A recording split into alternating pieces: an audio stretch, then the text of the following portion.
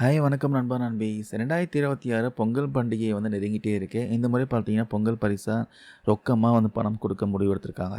இவங்க ஸ்டாலின் அரசு வந்து பொறுப்பேற்ற அப்புறமா ஏதோ ஒரு வாட்டி தான் குடுத்தாங்கன்னு நெனைக்கிறேன். அதுக்கப்புறம் பார்த்தீங்கன்னா, ரொக்கமா பணம் குடுக்கல.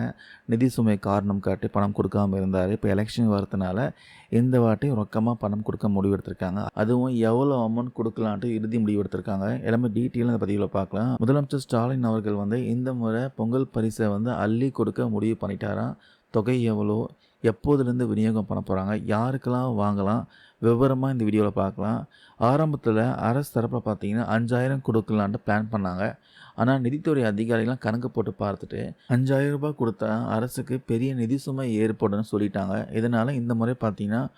3000 ரொக்க பரிசு வழங்குவது விஷயமா கிட்டத்தட்ட உறுதியாயிருச்சாம். 2026 எலெக்ஷன் வரப்போகிறதுனால இந்த 3000 குறையாம பார்த்துக்க சொல்லி முதலமைச்சர் ஸ்டாலின் வந்து முடிவு பண்ணிட்டாராம். சரி, பணம் எப்போ கைக்கு வரும்னு கேட்டிங்கன்னா, போன வருஷம் பார்த்தீங்கன்னா ஜனவரி 9ஆம் தேதி கொடுக்க ஆரம்பித்தாங்க.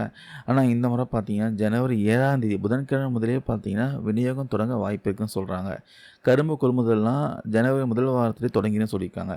வழக்கம் போல் அரிசி குடும்ப அட்டைதாரர்களுக்கு இந்த ஜாக்பாட் பார்த்தீங்கன்னா கண்டிப்பாக காத்துட்ருக்கு. ஆனால் அரசு ஊழியர்கள், இன்கம் டேக்ஸ் பே பண்ணுறவங்க, பொதுத்துறை ஊழியர்கள், சர்க்கரை அட்டைதாரர்களுக்கு இந்த பணம் வந்து கிடைக்காது சொல்கிறாங்க. இதில் இன்னொரு முக்கியமான விஷயம் இருக்குங்க.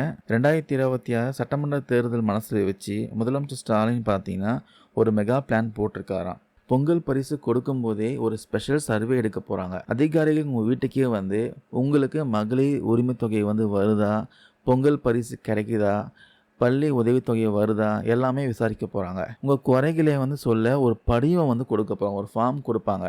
அதில் ஒரு QR கோடு இருக்கும். அதை ஸ்கேன் பண்ணி உங்கள் கோரிக்கை என்ன ஆச்சுன்னு நீங்களே தெரிஞ்சுக்கலாம் சொல்கிறாங்க. ஸோ இந்த முறை பார்த்தீங்கன்னா பொங்கல் பரிசு விநியோகம் ரொம்பவே ஸ்பெஷலாக இருக்க போது சொல்லியிருக்காங்க. ஸோ ரூ. 3000 பொங்கல் பரிசு வந்து உறுதியாயிருச்சான். இதை பற்றி நீங்கள் என்ன நினைக்கிறீங்க? கமெண்ட்ஸில் சொல்லுங்கள். 3000 போதுமா? இதில் 5000 எதிர்பார்க்குறீங்களா?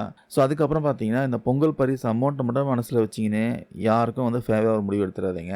ஏன்னா இப்போ பொங்கல் பரிசு வந்து அள்ளி அள்ளி கொடுத்துருவாங்க எலெக்ஷன் வரதுனால. அதுக்கப்புறம் எலெக்ஷன் முடிஞ்சு சப்போஸ் இவங்களுக்கு சப்போர்ட் பண்ணிவிட்டு இவங்களே ஆட்சிக்கு வந்தாங்கன்னா கண்டிப்பாக வேறு ஏதாவது வழியில் டேக்ஸ் போட்டு எல்லாத்தையோடைய விலைவாசியை ஏற்றி கண்டிப்பாக அதன் அமௌண்ட் வந்து உங்ககிட்ட திருப்பி பிடிங்கிப்பாங்க.